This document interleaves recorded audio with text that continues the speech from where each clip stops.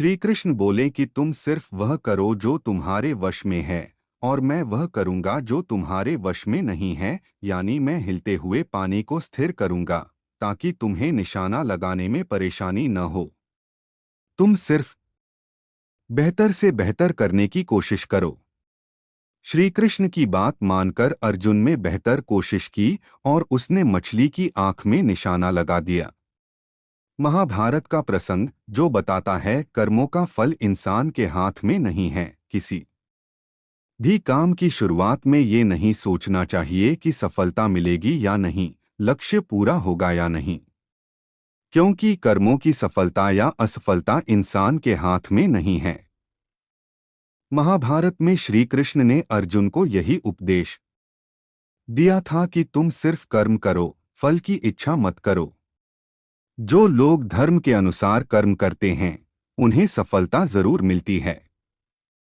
ये बात महाभारत के एक प्रसंग से समझ सकते हैं। श्री कृष्ण ने अर्जुन को समझाया, तुम सिर्फ बेहतर कोशिश करो। दुर्योधन सभी पांडवों को मार देना चाहता था, इसीलिए उसने लाक्षागृह में पांडवों को मारने की योजना बनाई।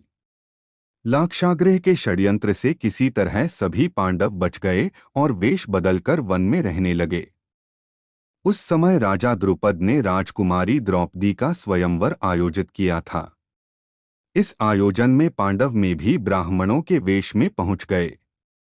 स्वयंवर में श्री कृष्ण भी मौजूद थे और वे ब्राह्मण रूप में सभी पांडवों को पहचान गए।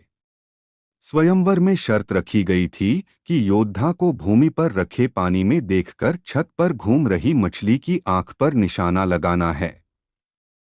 जो योद्धा इस शर्त को पूरी कर देता उससे द्रौपदी का विवाह होना था। जब अर्जुन इस प्रतियोगिता में शामिल होने पहुंचे तो श्री कृष्ण ने उन्हें समझाया कि मछली की आंख में निशाना कैसे लगाना है। श्री कृष्ण ने अर्जुन को पूरी विधि समझा दी। श्री कृष्ण की बातें सुनकर अर्जुन ने कहा कि अगर सब कुछ मुझे ही करना है तो आपकी क्या जरूरत है। श्री कृष्ण बोले कि तुम सिर्फ वह करो जो तुम्हारे वश में है, और मैं वह करूंगा जो तुम्हारे वश में नहीं है, यानी मैं हिलते हुए पानी को स्थिर करूंगा ताकि तुम्हें निशाना लगाने में परेशानी न हो। तुम सिर्फ बेहतर से बेहतर करने की कोशिश करो। श्री कृष्ण की बात मानकर अर्जुन ने बेहतर कोशिश की और उसने मछली की आंख में निशाना लगा दिया। इस प्रसंग की सीख यह है कि हमें अच्छी से अच्छी कोशिश करनी चाहिए।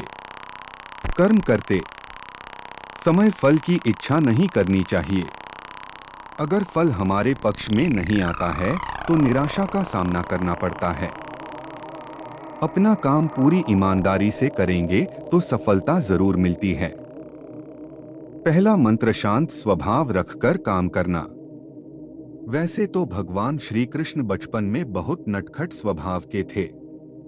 विपरीत परिस्थितियां आने पर उनका स्वभाव हमेशा शांत रहता था। कृष्ण जी भगवान विष्णु के अवतार थे और वे यह बात जानते भी थे कि कंस मामा उन्हें बार बार मारना चाहते थे, फिर भी वे शांत रहते थे और समय आने पर कंस के हर प्रहार का मुंह तोड़ दिया। इससे सीख मिलती है कि कठिन समय में भी अपने शांत स्वभाव का त्याग नहीं करना चाहिए। दूसरा मंत्र, साधारण जीवन जीना। भगवान श्री कृष्ण हमेशा साधारण जीवन जीने में विश्वास करते थे। गोकुल के राजघराने में परविश होने के बावजूद वह अन्य सामान्य बालकों के साथ रहते, खेलते और घूमते रहते थे। उन्हें कभी भी अपने राजघराने का घमंड नहीं था। तीसरा मंत्र, कभी हार न मानना। कभी भी उनका मन बुरा समय आने पर घबराता नहीं था। वह विपरीत परिस्थितियों का डटकर मुकाबला करते थे। उनका मनाना था बुरे समय में विवेकपूर्वक काम करना चाहिए। भगवान श्री कृष्ण ने कभी भी हार न मनाने का संदेश दिया था।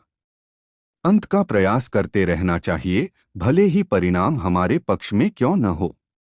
चौथा मंत्र, दोस्ती निभाना। कृष्ण और सुदामा की दोस्ती को कौन नहीं जानता। यह दोस्ती महज दोनों के प्रेम के कारण नहीं बल्कि एक दूसरे के प्रति आदर के कारण भी प्रसिद्ध है। किंतु आज के जमाने में दोस्ती के असली मायने कोई नहीं जानता। श्री कृष्ण ने हमेशा अपने मित्र सुदामा और अर्जुन का साथ दिया था।